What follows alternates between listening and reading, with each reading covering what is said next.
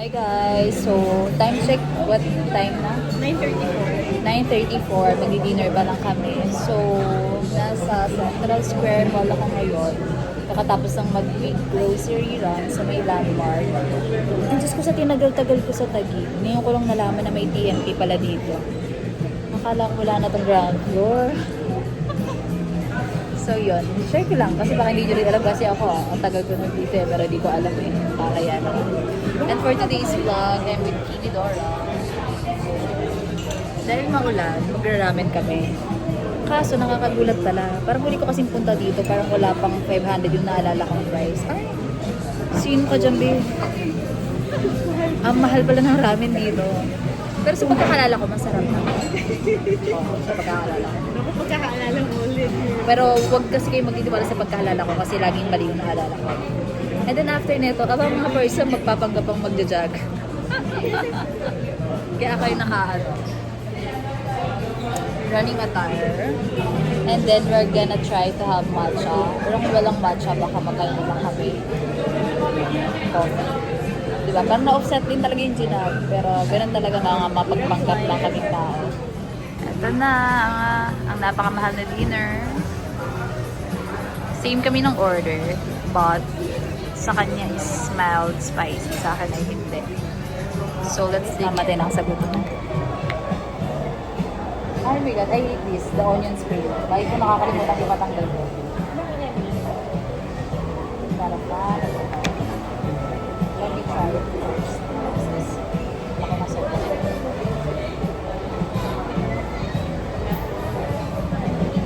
This is gonna be my last ramen in the Philippines. The next ramen is... The next ramen will be... Abangan. Sarap pala ng beach. Kaya parang kulang nga yung pepper.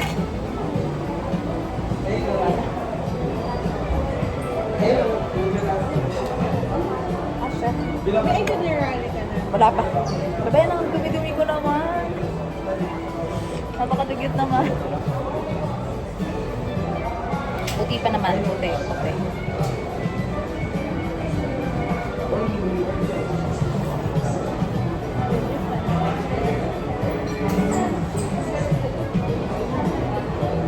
Baba pala na upuan ko. Ngayon ko lang napansin. Siyang yan mo.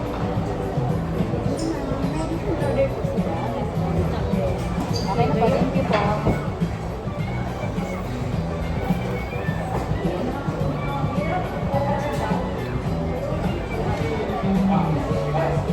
Sobrang inat. Hi guys! So kakatapos lang namin mag-dinner ni Kimi. Parang di pala namin kakayaning mag-running. So for the walking na lang kami. Kasi sobrang busog. So pag nakita niyo ako ngayon, talagang may Chinese giving. Sobrang giving yan.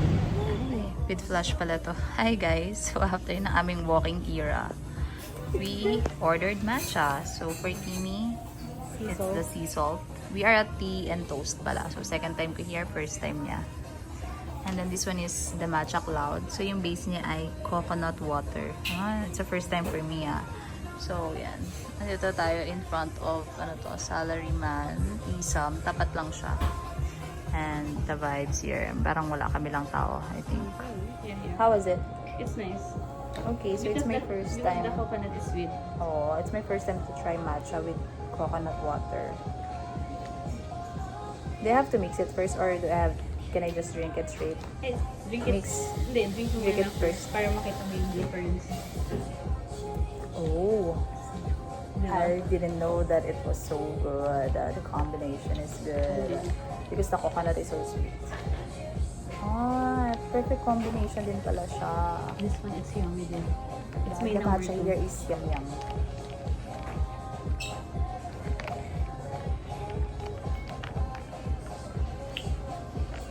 So ano kailang ano tayo? Parang wala pa yun. Hindi pa enough yun para magkaroon tayo ng karapatan mag-matcha. Ayun nga eh.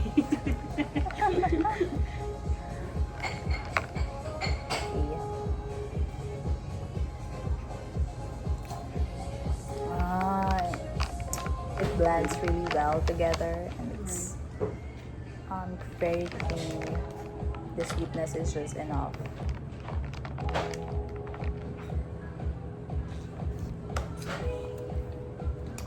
I love Rate. it here. I love it here talaga sa Tea and Toast. You rated good. I'm gonna rate it 8.5 out of 10 or maybe 9 out of 10 because it's really good. That's asking. How was your drink? It's very like nice because it's very creamy and the salt is just like medyo minimal lang siya. So it really blends with the matcha and the milk. And then if I'll rate it, I think it's 8.5 out of 10. Oh, And then, generous. Yeah, and this is my top 2 best matcha in. What's the first one again? Is it the first one we tried? Wait, hold on. There's a new one. So the one that we tried in Mandaluyong is in the third. Third, yeah. Oh really? I The love first- that. Yeah, the first one is wait, hold on. Hold on though guys. This one I forgot. Wala palang name. So this one. So it's in Makati. Well, hindi ko man lang na-zoom pero wala daw pangalan guys. This the ambience here. So galing kami sa party area. Naka workout clothes lang kami. At talaga naman for the walking era lang ang atake namin. Right? Yes. Busog, no? Busog. Grabe, ang daming nakain kaysa sa na-jogging. Tingnan lang kami guys. Grabe si Kimi. Tumakbo lang kami para di namin maabutan yung overnight parking. Abot. Ano na? On the dot. On the dot ba? 57 pa lang. 12. Sakto, alam nyo ba? Tumakbo lang kami ni Kimi para abutan yung ano. Umabot sa overnight parking. Ano ang overnight? Start ng overnight? Overnight. 12? So what? Nang ba tayo hindi, diba? Hindi. Grabe. After na yung macho, tumakbo kami sa parking para lang talaga sa mga bulawat. Tita, this is for you. Pasalubong ni Tita. Grabe po! Na-achieve naman yung running. Totoo! Buzzer beater ako. So, tumakbo na lang talaga para Grabe guys. sa parking. Okay. Ilang minutes Kailangan yun? mag-seatbelt check. Ay, shit, naka-flash. Time check, 12 a.m. na guys. So, sumakses kami. Hindi kami na-charge for the overnight parking. Hi vlog! So, kakauwi ko lang. Magwa 1 a.m. na. And before ako mag-ayos, mag-quick grocery haul lang muna tayo. Kasi nga, hindi na ako nakapag-vlog dun eh. Wow! Akala ko talaga may naghahanap. So anyway, sa landmark ako namili.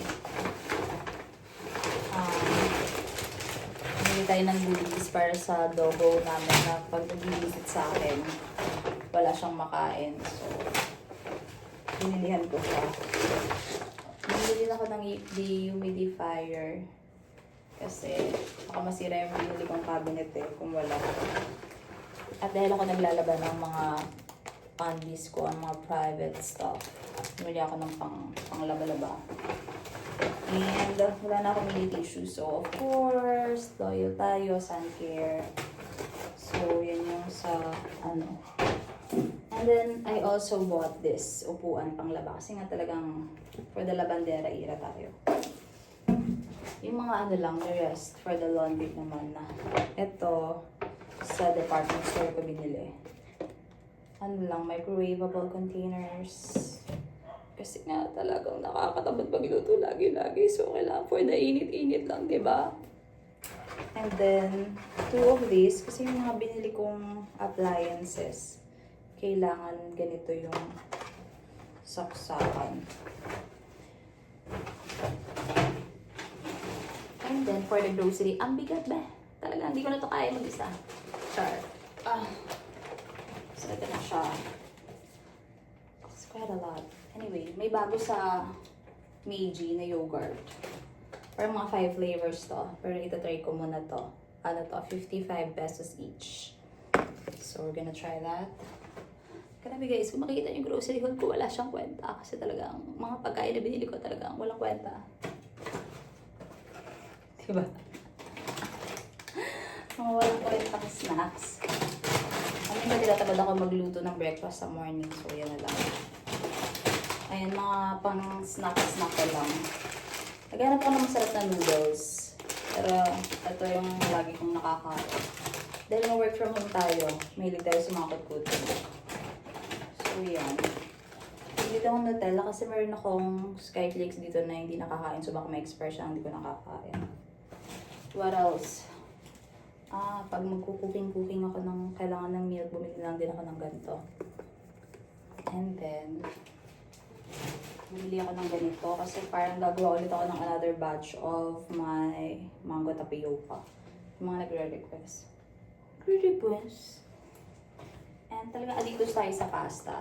Well, hindi ko pa kaya magluto nung ako talaga mismo. So, bumili lang tayo ng cassette na. Kano ba to?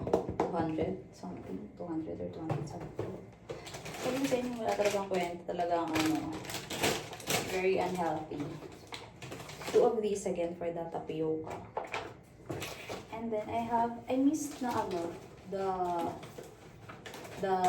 this one, the Chupa Chups. I miss the Chupa Chups. So, ang tagal ko hindi ko makain nito. Nasa school ako, mahilig ako maganito. So, let's bring that back. Na-miss ko lang siya. And then, ito again, for the tapioca. Ito, dahil dito nagtatrabaho yung friend ko, pinilit niya ako kahit pure foods girly talaga ako. Pero, okay, sige, support tayo sa'yo eh. Again, pag walang maalmusal, tapos ayaw ka magluto. Mga ganito na lang. Hindi ko alam paano magkalit eh. Pero bumili ako just in case, di ba? Si Bagay lang magluto. And then last time kasi kami, sarili bawang gravy. So, meron pala yung mga ganito na. Hindi na para pahirapan yung sarili. At kapag gusto ko mag-sopas sa maulang mga panahon, bumili na lang din ako ng small lang na ganito. Yung sopas-sopas. And after some, lastly, bumili ng pang spaghetti kasi kung mayroon tayong friends na pupunta at madali lang itong lutuin. So, keri boom boom naman. So, I think that's everything na binili ko for today's video. Kasi baka hindi ko na ma-video mga susunod. So, after nito, mag-aasikaso na ako ng sarili ko. And of course, me time. Hindi pa matutulog. Kasi talagang ito pala yung time para mag-TikTok, mag-doom scroll, and such. Hi vlog, good morning. So we are at Rojas Boulevard, Quirino for a fun run. Last minute invite to sa akin. Say hi to my vlog. Hi vlog! Hello! Let's go. Hello!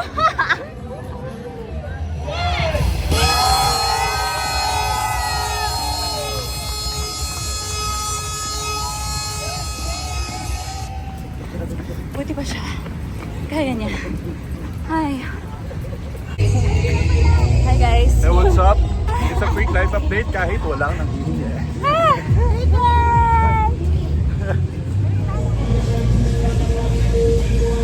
Party, party! Good morning, Rizal.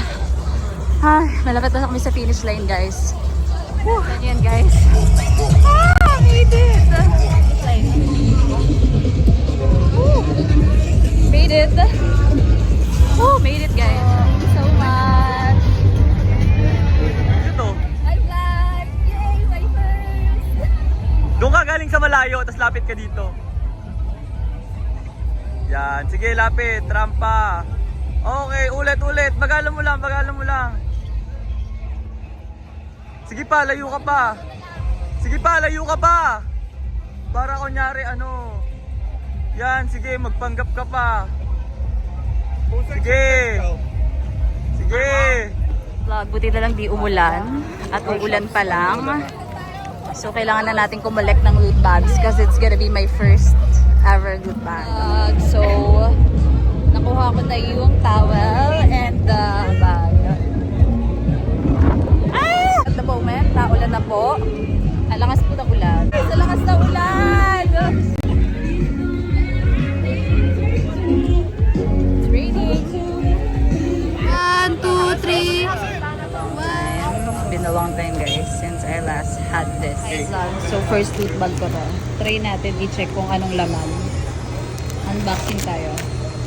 Gardenia. So, ang damakmak na gardenia. And then, We have called Close Up. May vitamins. Vitamins. Paper. Mayroong dog. Meron silang, ang laki, body wash. Body wash ng dog. Ay, ano pa to? Fruit salad base. Yung salon pass. Candy. This one. Ano ba? Fruit. Sasabon. And another body wash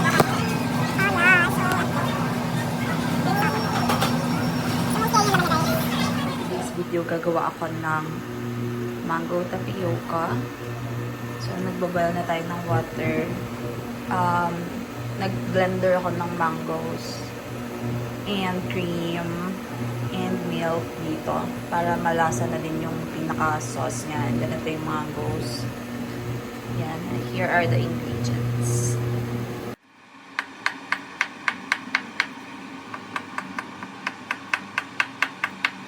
So, paluto na itong sago natin. Oh, medyo pwede na siya. Pero kailangan make sure lang natin na talagang lutong-luto siya kasi ito yung pinakamatagal sa lahat na gawin. Here's the current progress, guys. So, add na natin yung mga milk. Nag-add na ako ng vanilla extract. So, quick update lang. Tapos na tayo. Yay! So, sana masarap naman sa kanya kasi masarap naman sa akin. Kakatapos ko lang mag-dinner, guys. Ngayon naman, tatry natin tong bago ng Meiji. Yogurt siya. This one is strawberry flavor. Parang meron silang 5 variants. So, let's see kung masarap ba siya. Gusto ko talaga. Bought this in Landmark for 55 pesos. So, pag in-open mo siya, wait lang. Kasi talaga ang kalat eh. Ganyan siya. So, let's mix muna, guys. Parang may buo-buo pa siyang strawberry, pero bits na lang. Dami sinasabi. Ito nakatitikman ko na.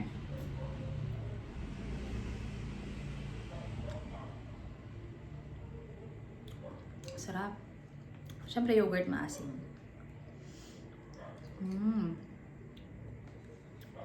Sarap.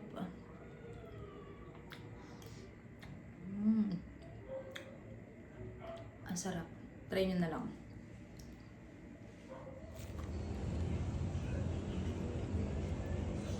Cute.